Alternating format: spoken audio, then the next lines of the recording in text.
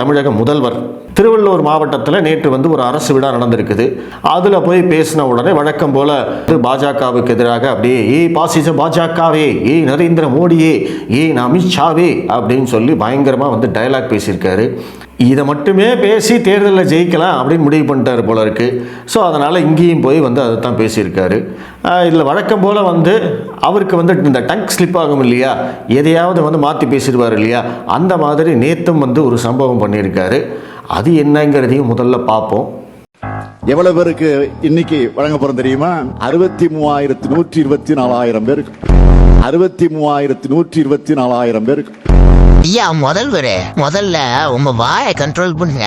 அதுவே உங்க சொல் பேச்சு கேட்காம அவுட் ஆஃப் த கண்ட்ரோல்ல தான் போயிட்டு இருக்குது. அப்புறமா வந்து நம்ம மாநிலத்தை அவுட் ஆஃப் த கண்ட்ரோல் கொண்டு போலாம். 63,124,000 அப்படின்னு அவர் சொன்ன விஷயம் வந்து அடேங்கப்பா, என்னதான் வந்து தப்பாக பேசினா கூட இப்படி ஒருத்தரால் உளர முடியுமா அப்படிங்கிறது நம்மளுக்கு தெரியல. ஏன்னா இந்த மாதிரி நிறைய விஷயங்கள் பண்ணிட்டதுனால இதுவும் வந்து நம்மளுக்கு பழகி போச்சு அப்படின்னு வச்சுக்கோங்களேன். திமுக ஆட்சியவே சகிச்சுக்கிற போது முதல்வர் ஸ்டாலின் பேசுகிறதையெல்லாம் நம்மளால் சகிச்சிக்க முடியாதா? அதனால் அதையும் கடந்து போவோம். ஆனால் அவர் வந்து நேற்று சில விஷயங்களை வந்து அந்த மேடையில் பேசியிருக்காரு. அதை பற்றி வந்து நம்ம கருத்து சொல்லியே ஆகணும்.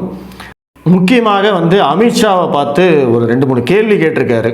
அது என்ன அப்படின்னா, நீட் விலக்கு தருவோம் அப்படின்னு உங்களால் உறுதியாக சொல்ல முடியுமா அப்படின்னு வந்து அமித்ஷாவை பார்த்து கேட்குறாரு. அவர் எதுக்குங்க வந்து நீட் விலக்கை பற்றி பேசணும்? அவர் நீட் விலக்கு தரேன்னு சொன்னாரா? எங்கள் ஆட்சி வந்த உடனே முதல் கையெழுத்து நீட் விலக்குக்கு போடுவோன்னு சொன்னாரா? எங்கள் ஆட்சி வந்த உடனே நீட் இருக்காது அப்படின்னு வந்து அமித்ஷாவா சொன்னார்? சொன்னதெல்லாம் நீங்கள், உங்கள் பையன்.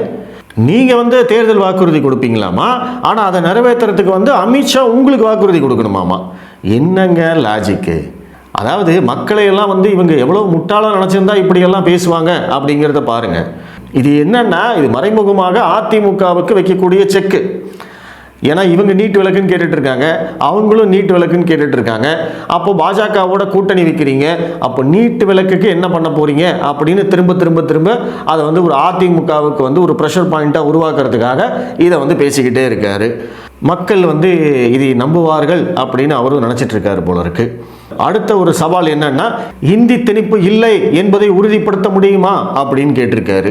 அவர் ஏற்கனவே சொல்லிட்டாருங்க, பாராளுமன்றத்தில் வந்து இதை பற்றி பேசியிருக்காங்க, இதை பற்றி சொல்லியிருக்காங்க. ஹிந்தி திணிப்பு அப்படிங்கிறது புதிய கல்விக் கொள்கையிலேயே கிடையாதுன்னு சொல்லியிருக்காங்க. இல்லாத ஒரு விஷயத்தை எடுத்து நீங்கள் பிரச்சனை பண்ணிட்டு அமித்ஷா கிட்ட போயிட்டு இந்தி திணிப்பு இல்லைன்னு உறுதிமொழி கொடு அப்படின்னா என்ன ஒரு முட்டாள்தனம் இது? நீங்கள் வைக்கிறதே வந்து கற்பனையான குற்றச்சாட்டு. இங்கே வந்து ஏதாவது ஒரு இந்திய மொழி அப்படின்னு தான் புதிய கல்விக் கொள்கையில் இருக்கு. ஆனால் நீங்கள் என்ன சொல்கிறீங்க? எந்த மொழி படித்தாலும் இந்தியை தான் திணிப்பார்கள் அப்படின்னு நீங்கள் தான் சொல்கிறீங்க. அதுக்கு ஏதாவது நீங்கள் ஆதாரம் வச்சுருக்கீங்களா? ஒன்றும் கிடையாது. வாயை திறந்தா பொய்யை தவிர வேறு எதுவுமே பேசுறது கிடையாது. அப்படி நீங்கள் வந்து பொய் பேசிட்டு அமித்ஷா வந்து உங்களுக்கு ப்ரூவ் பண்ணணும் அப்படின்னா அவர் எப்படி பண்ணுவார்? இதுதான் வந்து இந்த திராவிட மாடலுடைய இந்த குதர்க்கமான வாதம்.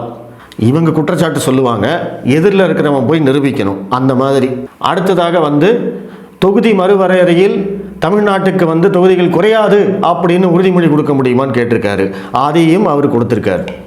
அமித்ஷா வந்து சென்னை வந்தபோது இந்த டீலிமிட்டேஷன் ப்ராசஸில் தென் மாநிலங்கள் யாருமே வந்து பாதிக்கப்பட மாட்டாங்க, அதற்கு வந்து நாங்கள் கேரண்டி, நாங்கள் வந்து உறுதியாக சொல்கிறோம், தென் மாநிலங்கள் பாதிக்கப்படும் அளவுக்கு எந்த ஒரு முடிவும் நாங்கள் எடுக்க மாட்டோம் அப்படின்னு அமித்ஷா பேசியிருக்காரு. அதுதான் இவருக்கு தெரியாதே. யாராவது இவருக்கு சொன்னா தானே உண்டு. ஏற்கனவே பேசின ஒரு விஷயத்தை மறுபடியும் உறுதிமொழி கொடுங்கன்னா எப்படி கொடுப்பாங்க? ஏன்னா நீங்கள் செஞ்சிட்டு இருக்கிறது அரசியல்.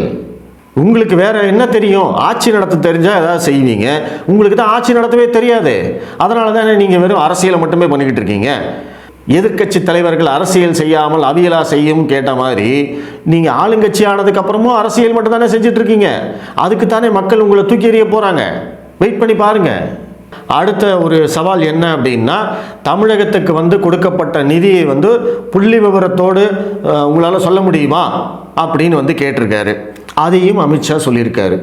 காங்கிரஸ் ஆட்சி காலத்தில் தமிழகத்துக்கு எவ்வளவு நிதி வந்தது, 10 ஆண்டு பாஜக ஆட்சி காலத்தில் எவ்வளவு நிதி வந்திருக்கு, இத்தனை லட்சம் கோடி ரூபாய் நாங்கள் கொடுத்துருக்கோம் அப்படின்னும் அமித்ஷா அவர்கள் பேசியிருக்கார். அதே சென்னையில் வந்து தான் பேசியிருக்கார்.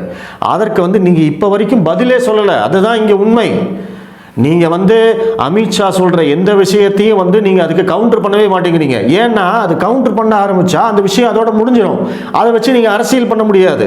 அதனால் அவர் சொன்னது உங்கள் காதுலேயே கேட்காத மாதிரி அப்படியே போயிட்டு திரும்ப திரும்ப திரும்ப ஒரே கேள்வியை கேட்டு அதை வச்சு அரசியல் பண்ணுறது தான் உங்களுடைய பழப்பாக இருக்குது. இதுதான் உண்மை. 1.5 லட்சம் கோடி ரூபாய் தான் காங்கிரஸ் ஆட்சி காலத்தில் தமிழ்நாட்டுக்கு நிதியாக வந்தது. பாஜக ஆட்சி காலத்தில் 6.5 லட்சம் கோடி ரூபாய் நாங்கள் கொடுத்துருக்கோம்னு சொன்னார். அதை வந்து நீங்கள் மறுத்து பேசுங்க. இல்லை 6.5 லட்சம் கோடி ரூபாய் வரல, வெறும் 5 லட்சம் கோடி ரூபாய் தான் வந்திருக்குன்னு ஒரு நம்பரை சொல்லுங்கள். எதையுமே சொல்லாமல் சும்மா பொத்தாம் பொதுவாக மத்திய அரசு தடைகளை ஏற்படுத்தினாலும் நாங்கள் தான் நம்பர் 1. என்ன தடையை ஏற்படுத்தினாங்க? உங்களை என்ன கையை பிடிச்சி நிறுத்தினாங்களா? இல்லை கழுத்தை பிடிச்சி நிறுத்தாங்களா? ஒரு தடையும் இல்லை. நீங்கள் வந்து நம்பர் 1 சொல்கிறீங்களே, அதெல்லாம் யார் வெளியிடுற புள்ளி விவரம்? மத்திய அரசு தானே.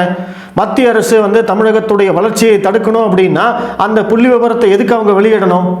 கொஞ்சமாவது லாஜிக் வேண்டாமா? அவங்க தடுத்து நிறுத்தலாமே. இல்லை வந்து அந்த புள்ளி விவரத்தை எல்லாம் மாற்றி தமிழகத்தை வந்து கடைசி இடத்துக்கு போட்டு மற்ற மாநிலங்களை முதல் இடத்துக்கு கொண்டு வரலாமே. அப்படியெல்லாம் ஏதாவது பண்ணுறாங்களா? ஒன்றுமே கிடையாது. எல்லாமே as per system, as per procedure, அது பாட்டுக்கு நடந்துக்கிட்டே இருக்குது. ஆனால் அதை வச்சே வந்து ஒரு அரசியல் பண்ணுறது நீங்கள் மட்டும்தான். இந்தியாவிலேயே அதை வச்சு அரசியல் பண்ணுறது நீங்கள் மட்டும்தான். சமீபத்தில் கூட தமிழகம் வந்து 9.29% வந்து வளர்ச்சி அடைந்து இந்தியாவிலேயே முதல் மாநிலம் அப்படின்னு வந்து ஒரு புள்ளி விவரம் போட்டு அதற்கு வந்து அடுத்த நாள் தமிழகத்தில் இருக்கிற எல்லா நியூஸ் பேப்பர்லேயும் வந்து ஃபுல் பேஜ் ஆடு, டிஜிட்டல் ஆடு, டிவியில் விளம்பரம் எல்லாமே பண்ணியாச்சு. என்னடா எங்கிருந்துடா இந்த டேட்டாவை எடுத்தாங்க, எங்கேயுமே வரலையே அப்படின்னு பார்த்தா அதுக்கப்புறமா தான் தெரியுது அது வந்து என்னன்னா மத்திய அரசுக்கு மாநிலங்கள் கொடுக்கும் அறிக்கை. ஒவ்வொரு மாநிலமும் எங்கள் மாநிலம் வந்து இவ்வளோ வளர்ச்சி அடைஞ்சிருக்குன்னு அவங்களுக்கு ரிப்போர்ட் கொடுத்ததுக்கப்புறமா அவங்க எல்லாத்தையுமே ஒன்றாக்கி அவங்க வந்து அதை ஒரு அறிக்கையை வெளியிடுவாங்க. திமுக இதில் என்ன பண்ணியிருக்காங்க, ஒரு 10 மாநிலங்கள் மட்டும் அந்த நம்பரை வந்து கொடுத்துட்டாங்க. எங்களுடைய மாநிலம் சென்ற நிதியாண்டில் இவ்வளோ வளர்ச்சி அடைந்திருக்கிறது அப்படின்னு. அந்த 10ல் தமிழ்நாடும் 1. அந்த 10ல் தமிழ்நாடு தான் நம்பர் 1.